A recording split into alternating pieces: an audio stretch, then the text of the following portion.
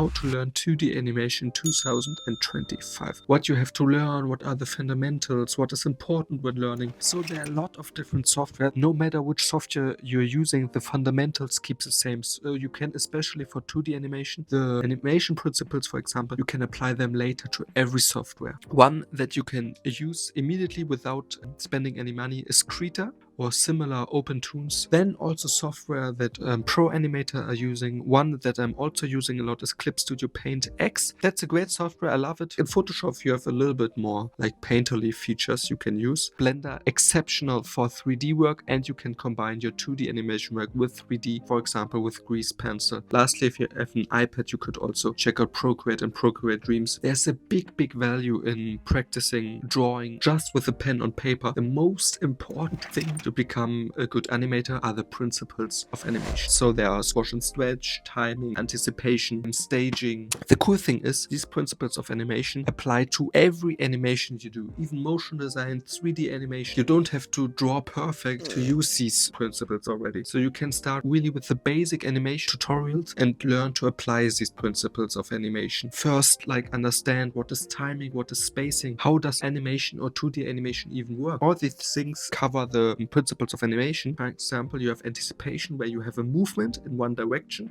but you want to add anticipation. So you're first starting a little bit of movement in the other direction. For example, someone who's boxing, like he doesn't just punch like that, but he goes a little bit like that in that direction, like that, and then is doing his punch. If you want to do 2D animation, but also 3D animation, understanding perspective is crucial. At some point you want to sketch scenes or model scenes in 3D, like you have to understand or build a sense on 3D space. Like how do character moves in perspective? How do you sketch them? How is foreshortening applied? Human anatomy? Like you don't have to be a doctor. You don't have to know every muscle, every bone, but to have a solid understanding like how the joints work and how a body can move and how not, and gives you then the possibility to animate your character a little bit more with a bigger variety and even break the rules a little bit. Animation technique that you can use is breaking the joints, where you force a little bit your movement against the natural joint movement just to give it a little bit a better dynamic. If you want to do animation at some point professional, like where in the production pipeline do you see yourself, and then also painting, rendering stuff can be also super crucial and important. There's so many cool learning resources. The Animator Survivor Guide. The cool thing is you can always go back to that book and always take something out from it and learn something new. And these books, one, of course, like a super good inspiration. How do animators work? How do they color their work? How do they add shadows? Of course, you find a lot of resources like that online. You have a lot of amazing YouTube channels you could check out. You have Dongchang, Tonika Pantoja, you have Olaf Storm. For example, Dongchang, I shared them already a couple of times, who's doing amazing tutorials for anime work. Start with basic exercises. So one super cool exercise to learn is animating a bouncing ball. This is super simple. You'd like just have a ball that is falling down and lands on the ground. And with that, you could animate that super advanced with all the animation principles. But in the beginning, you can also animate it simple. And that's okay. That's important. Don't pressure yourself too much and just understand like how does motion work. Like sketch the first frame, the second frame, the third frame. Okay, now the ball is moving from A to C to the last position. Then how could you improve it even more? Like what if you're